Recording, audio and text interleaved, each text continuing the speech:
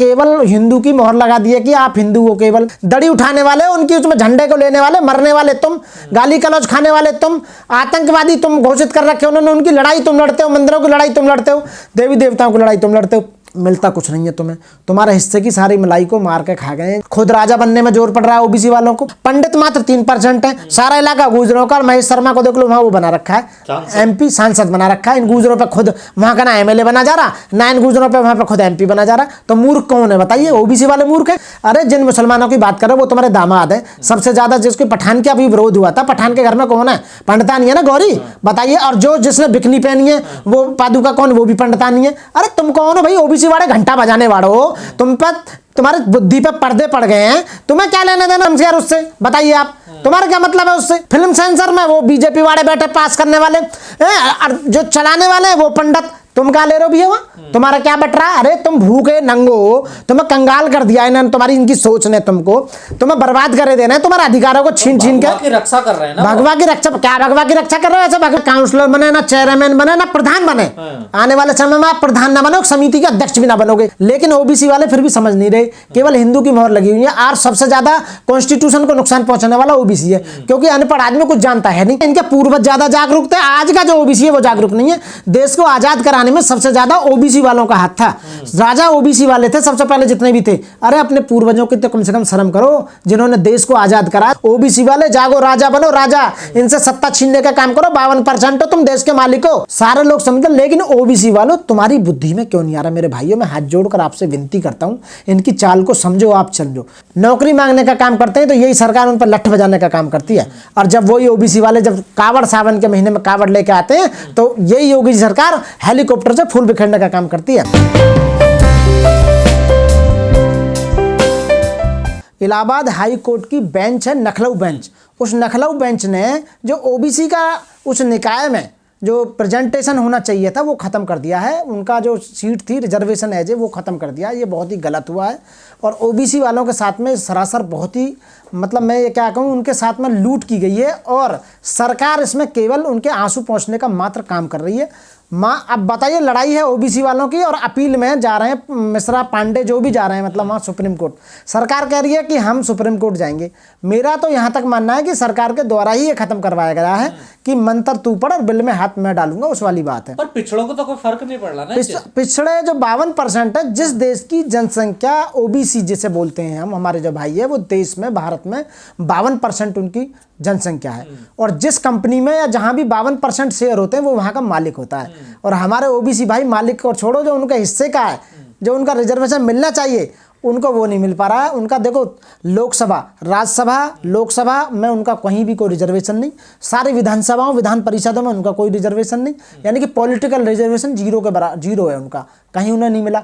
अब बात आई थी निकाय की, जो ये नखलऊ बेंच ने ख़त्म किया है। अब इनका भी ये सिस्टम खत्म कर दिया। कम से कम पहले अपने रोटेशन सिस्टम तो था कि ग्राम प्रधान जो होते थे, अब की बार ओबीसी में आ रही है, अब की बार एससी में आ रही है, अब की बार जनरल में। तो ये सेम यही कंडीशन यहाँ थी निकाय चुनाव में, जो नगर पालिका चुनाव में जो शहरों में हुआ है उसमें भी यही थी कि एक बार ओबीसी, एक बार एससी और एक बार जनरल। तो वो रोटेशन सिस्टम जो था, तो ये जानबूझकर ओबीसी भाइयों को झटका दिया गया। लेकिन मेरे ओबीसी भाई, आप समझ नहीं पा रहे हो, आपके साथ में आपके हिस्से की जायदाद की लूट की जा रही है। आय के जितने भी साधन हैं आपके हिस्से के, वो चंद लोगों ने समेट के बैठ गए और आप केवल घंटा बजाने के लिए हिंदू बना दिए गए हो मात्र। आपके हाथ में कोई पावर नहीं दी गई है, ना ही आपको कोई हेड बनाया गया है। आप केवल दड़ी उठावा बन कर रह गए हो। आप समझो, आपके पूर्वजों ने, आप अपना इतिहास सुनो, इतिहास पढ़ो, इतिहास निकालो।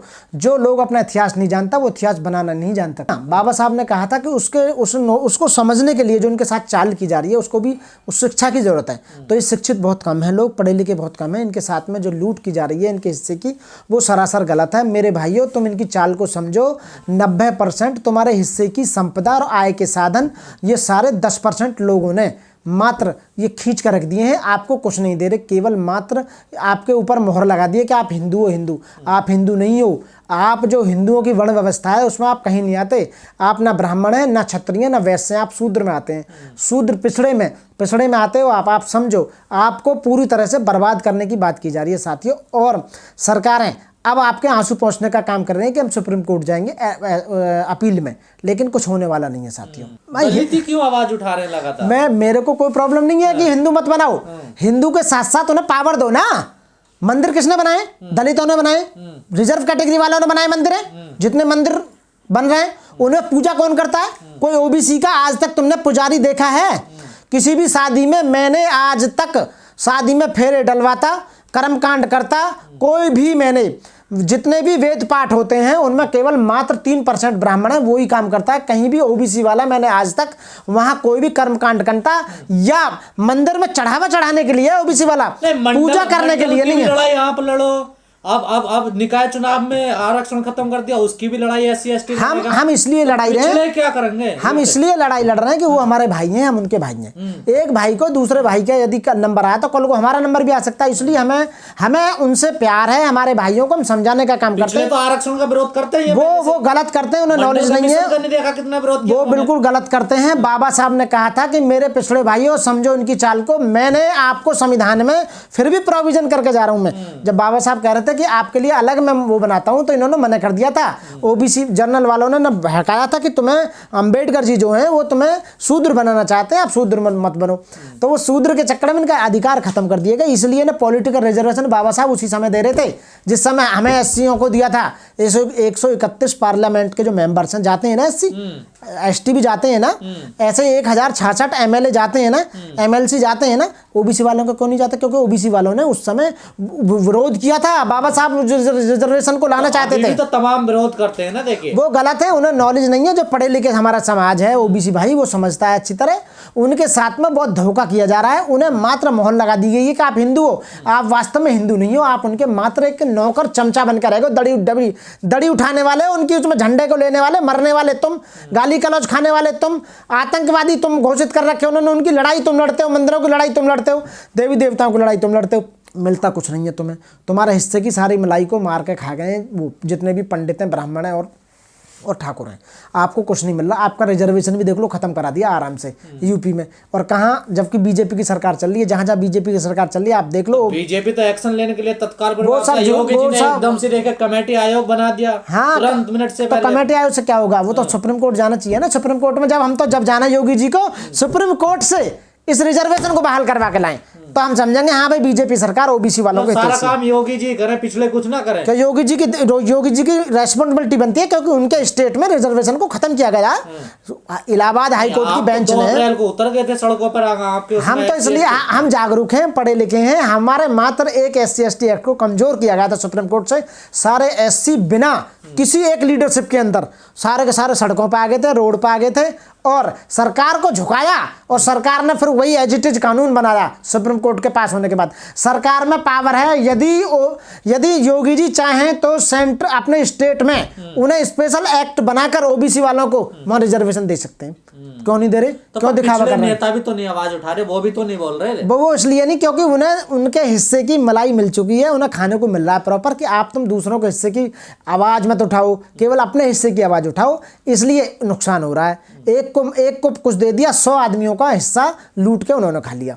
सारी कहानी है। पिछले मंदिर में घंटी बजाएंगे बस। बिल्कुल बजाएंगे। जितने भी पिछड़े हैं उनको सारे दिन नुकसान किया जा रहा है, उन्हें तोड़ा जा रहा है, उनके हिस्से की सारी जायदाद, सारी इनकम के साधन, सारे इंस्टीट्यूट। अच्छा एक बात बताइए, यूपी में ओबीसी के कितनी तो वो हैं समितियां हैं बनी हुई हैं, जो मंडी समिति, ये समिति, वो समिति, दुनिया भर के आयोग बने हुए हैं। किस ओबीसी वाले भाइयों को इन्होंने चेयरमैन बना रखा, किसको गृह सचिव बना रखा, किसको इन्होंने क्या बना रखा है? ओबीसी वाले को कुछ नहीं दिया, केवल हिंदू की मोहर लगा दी है कि आप हिंदू हो केवल।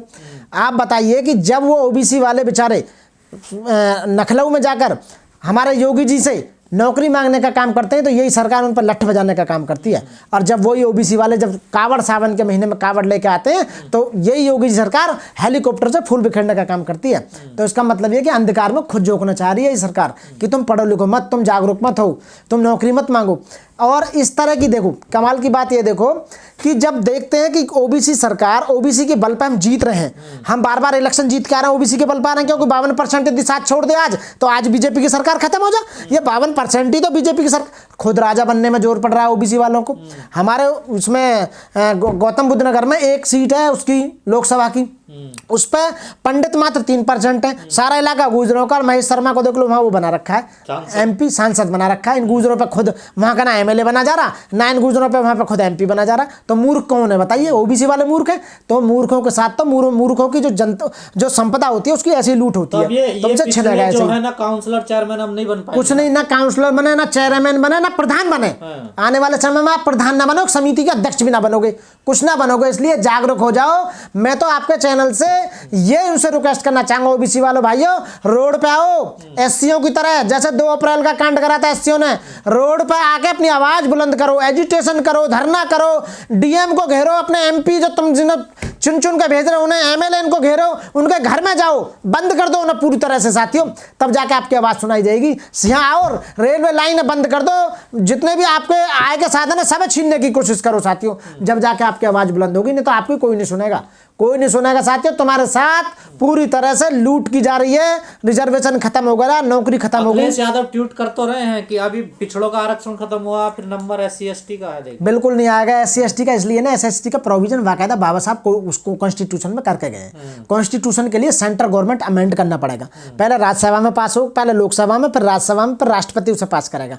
वो बहुत लंबा प्रोसीजर है। जो बाबा साहब ने जो करके गए थे SC ST को, उसी की वजह से SC ST आज ऊपर आ रहे हैं।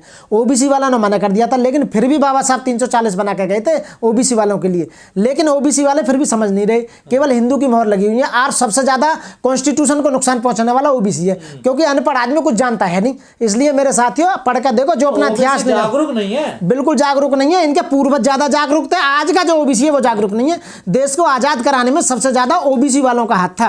राजा OBC वाले थे सबसे पहले जितने भी थे। अरे अपने पूर्वजों की तो कम से कम शर्म करो, जिन्होंने देश को आजाद कराया। तुम ऐसे कैसे लूटने दोगे? अपनी संपदा को ऐसा कुछ लूट जाने दोगे? अपने अधिकारों को ऐसा खत्म कैसे हो जाने दोगे? तुम्हारा अधिकार खत्म किया जा रहा है। तमाम पिछड़े तो हिंदू राष्ट्र बनाने की बात कर और कमाल की बात, तुम्हारे साथ ये चाल की जा रही है कि सरकार खुद तो खत्म नहीं कर रही, लेकिन सरकार हाई कोर्ट के, सुप्रीम कोर्ट के थ्रू आपके अधिकारों को खत्म करवा रही है साथियों। और आपके आंसू पहुंच रही है, पीछे अपील में जाएंगे हम। मोदी सरकार, योगी सरकार अपील में गई हुई है साथियों। बहाना है केवल कि मंत्र तू पढ़, बिल में हाथ में डालूंगा। अल्टीमेटली आपका पूरी तरह से नुकसान करना है साथियों। जागो OBC वाले, जागो, राजा बनो राजा। इनसे सत्ता छीनने का काम करो। 52% हो तुम देश के मालिक हो। जनसंख्या के आधार पर एक हो जाओ और देश में अपना प्रधानमंत्री, अपना गृह मंत्री, अपना रक्षा मंत्री और अपने हिसाब से सत्ता को चलाओ साथियों। वो तो हिंदू राष्ट्र बनाने की बात कर रहे हैं। तमाम पिछड़े देखिए, साध्वी प्रज्ञा ठाकुर जो थी वो भी पिछड़े निकली गाँव। हाँ, मालेगांव में जो बम विस्फोट हुए थे उसमें वो अभियुक्त है। उनका कैरेक्टर खुद से हो रहा है। बताइए आप, जो अभियुक्त है और जेल में रह के आई है और उसे बीजेपी की ऐसी मशीन दी है जिसमें जाके अपना भगवा पहनाया और वो बना दी MP। वहाँ से भोपाल से MP आज की डेट में उल्टे सीधे स्टेटमेंट देती रहती है।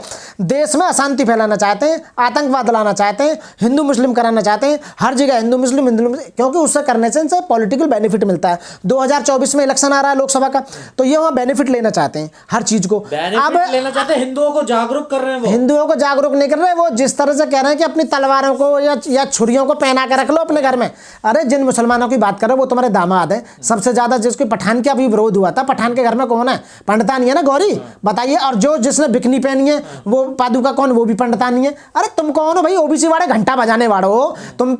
तुम्हारे बुद्धि पे पर्दे पड़ गए हैं। तुम्हें क्या लेने देना हमसे यार उससे? बताइए आप, तुम्हारा क्या मतलब है उससे? फिल्म सेंसर में वो BJP वाले बैठे पास करने वाले, जो चलाने वाले हैं वो पंडित। तुम क्या ले रहे हो भैया? वहाँ तुम्हारा क्या बट रहा है? अरे तुम भूखे नंगो हो, तुम्हें कंगाल कर दिया इन्होंने। तुम्हारी इनकी सोच ने तुम्हें बर्बाद कर देना है। तुम्हारे अधिकारों को छीन के रक्षा कर रहे हैं ना। भगवा की रक्षा क्या? भगवा की रक्षा कर रहे हो ऐसे? भगवा जब MP मनोज तिवारी उसे ओढ़ के भगवा को जो डांस कर रहा है बियर पी के उस गाने पे, और इनके जितने भी नेता हैं और जो भी हैं वो कुछ भी करे जाए तो कोई परेशानी नहीं है साथियों। कि जितने भी मोमडनों के पीछे पड़े हुए हैं ये पूरी तरह से केवल सत्ता में आने की बात कर रहे हैं। 18% मोमडन और 82% हिंदुत्व की बात करते हैं। फिर भी हिंदू खतरे में है साथियों। कैसे खतरे में है साथियों? ये केवल इनकी चाल है। ये इनकी चाल को केवल समझा है SC समझा है, ST समझा है, मोमडन समझ गया, माइनॉरिटी समझ गए, सिख समझ गए, सारे लोग समझ गए। लेकिन OBC वालों तुम्हारी बुद्धि में क्यों नहीं आ रहा? मेरे भाइयों, मैं हाथ जोड़कर आपसे विनती करता हूँ, इनकी चाल को समझो, आप समझो। तुम्हारे अधिकारों को खा रहे हैं, तुम्हें बर्बाद कर रहे हैं, तुम्हें केवल आगे कर देते हैं। हिंदू तुम लड़ने का काम तुम करते हो। अरे तुम्हारी सारी संपदा इन्होंने खत्म कर दी है, तुम्हारे अधिकार खत्म कर दिए, तुम्हारे पॉलिटिकल रिजर्वेशन खत्म कर दिया इन्होंने। बताओ, खुद सरकार नहीं कर रही, हाई कोर्टों के थ्रू करा रही है। इलाहाबाद हाई कोर्ट की बेंच है लखनऊ, वहाँ के जज साहब ने तुम्हारा अब तुम कुछ ना बनोगे। कर लो क्या करो, और यदि तुम्हें कुछ करना है तो आवाज़ उठाओ साथियों। तो साथियों मैं कह रहा हूँ इनकी चाल को समझो साथियों। जय भीम, नमो बुद्धाय साथियों।